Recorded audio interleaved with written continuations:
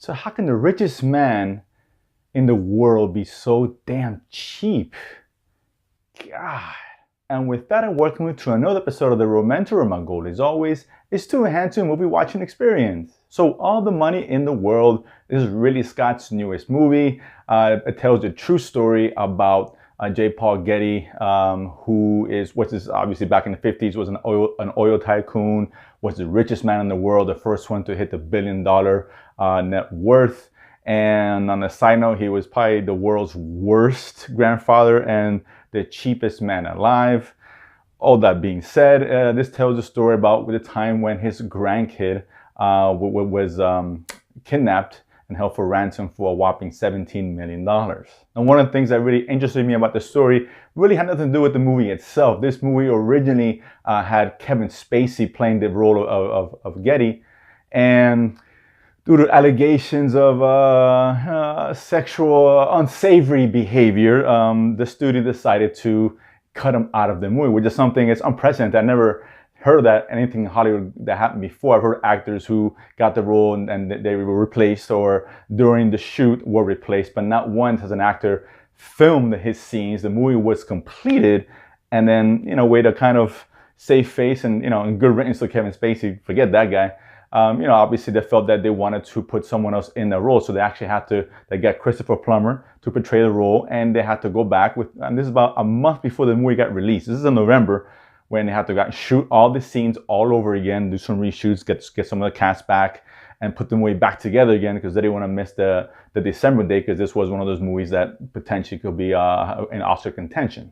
Now, I gotta say that it seemed like a very seamless transition. I couldn't really tell what was a reshoot, what wasn't. I thought things may be jarring, but it really wasn't. And after seeing this movie, Christopher Plummer was fantastic playing Getty. I couldn't even imagine, to be honest with you, Kevin Spacey outdoing what Plummer did. He was great this is probably the most interesting character in the movie itself. It's very complex, and it's interesting to see how his mind thought in terms of why he didn't spend the money, how he spent in certain ways, and why, and things that he loved. And he wasn't exactly a people person.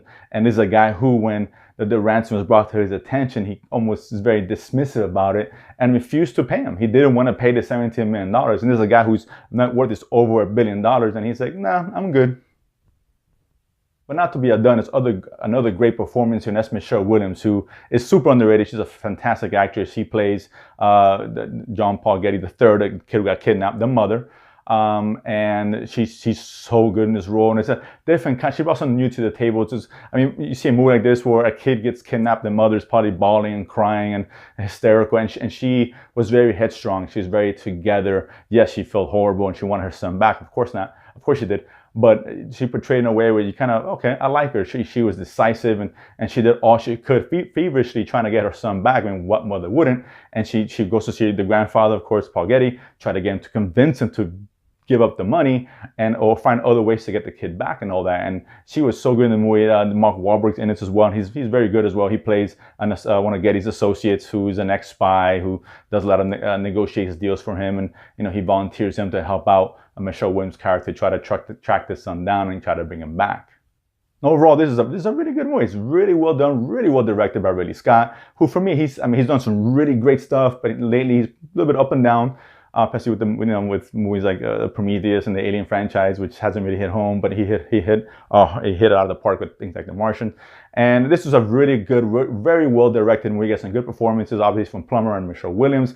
But the way he tells the story is very compelling, interesting. It's a little slow in the beginning, but once he gets into it, it really picks up. And although there's no real great characters in this movie, it's one thing that he fails at. And I think that was intentional. This doesn't really carry any much emotional weight. It's kind of just going through the motions, telling the story, and that's fine. I would have wished to have seen a little bit more emotional punch in this movie. But all that being said, it's still a really well-directed film. Ridley Scott knows how to handle the camera. He has great shots. His movies are very stylized. And this one, there's moments in the movie in the beginning where he goes kind of back in time and all that, uses a lot of black and white in those particular scenes, and uses colors throughout the movie. It's very interesting, very stylized. They did a really good job with that. But overall, this is a solid movie. I'm not sure if it's Oscar worthy. Maybe it is. I won't complain about it. I'm not really rooting for it. Maybe for Plummer and for Williams' performances. Sure, absolutely. I wouldn't be surprised if they get nominated for him in supporting role and for her one as Best Actress. But otherwise, one I definitely recommend. I mean, if I'm not telling you to go out and rush out and see this in the theater. I mean, this is a movie which you're a big Oscar kind of person. You like to see all those movies before they come out. Definitely go watch it in the theaters. If not, this one you can definitely watch at home. I definitely tell you guys to watch it at some point at home if you can.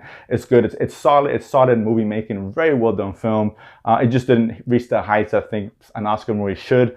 But that's just me. At the end of the day, I think you guys might enjoy it. So, all the money in the world, I wish I had it. You guys are going to watch it. Comment below as always. And of course, if you haven't done so already, subscribe below and feed money to go to the movies and talk about it afterwards. See you guys next time.